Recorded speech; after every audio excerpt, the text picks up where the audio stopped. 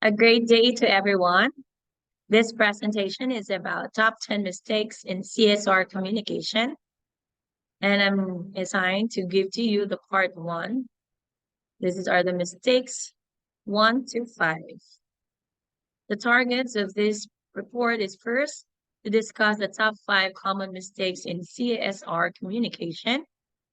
Next is to determine possible impact or effect to the company and to present the recommendations. According to Harvard Business Review, many companies embrace brilliant CSR initiatives, but they are hampered by poor coordination and a lack of logic connecting their various programs. And the first mistake that a company usually commit is number one, great stuff is happening, but you don't want to talk about it yet. Okay.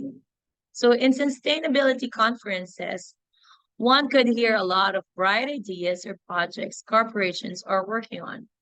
However, when asked why they haven't heard about these initiatives or why they have not put that in public, they usually respond that it's not final yet or it's not public yet. And some of these are already going on for years. Why keep a good CSR a secret? Great initiatives must be in public. Whether this initiative has been going on for years already or still half-baked, being transparent and telling your story will be appreciated. Communicating CSR projects helps investors assess the scale and scope of aspects that the company is considering or addressing. And to avoid this, get out there and tell your story. Okay? Transparency will be very much appreciated. And even if it's not perfect, okay, don't you want some advice about how to improve? Well, a well-begun project is half done. Now let's go to the second mistake. Number 2 is the scattershot CSR communication.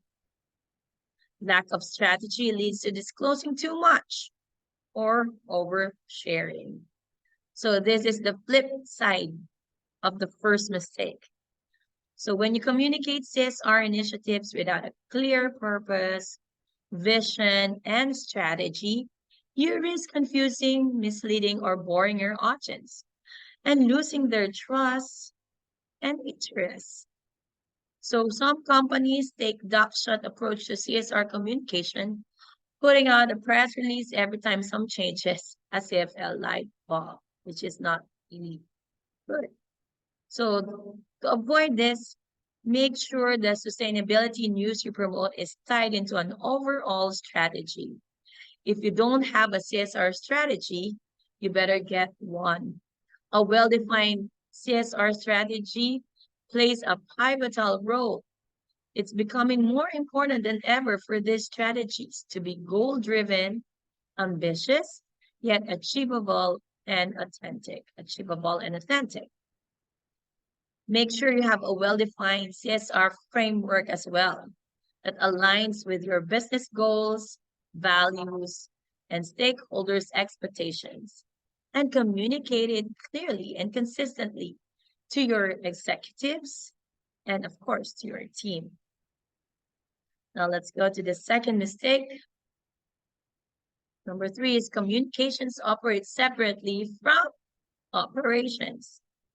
There is what we call greenwashing. This is the case where the communications message is not backed up by the actions of other departments. So why do you think they are not backing up your strategy, your CSR project? You know, executives are action-oriented and results-driven, and they will not be satisfied by mere information or awareness. So if you want them to commit and act on your CSR initiatives, you need to provide them with clear and specific guidance on what you expect them to do, how they can do it, and when they need to do it. Don't just communicate CSR initiatives without a clear call to action or follow up. To avoid this, all department heads needs to be engaged and buy into the corporate CSR strategy. And communication should reflect only these jointly decided activities. And for the fourth mistake, okay, avoiding material issues. CSR communication strategy reflect those issues that are at the core of your business, the issues that are most important to the future health of your business. If you're a solar panel company, let's hear about how much renewable power you created, and not just the vegetarian options in your cafeteria, although it's also good.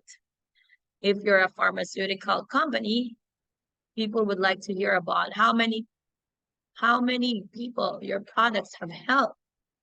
But of course, they're a bit less interested in whether you put solar panels.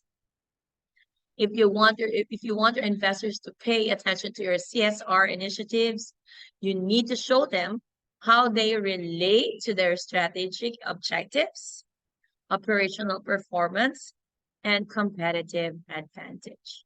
To avoid this mistake, make sure you understand your executives' needs, expectations, and motivations, and tailor your communication to highlight the benefits, risks, and opportunities of your CSR initiatives for them. Focus on the issues that are material for your company in your strategy and all CSR communications. And the last mistake is, which we would like to avoid, is skipping the stakeholders. You probably have a good idea, but the other employees, customers, NGOs, and policy organizations with whom your organization or your corporation interacts also have ideas about what's material or what's important. Make sure you ask them, you consult them, and incorporate their suggestions into your strategy.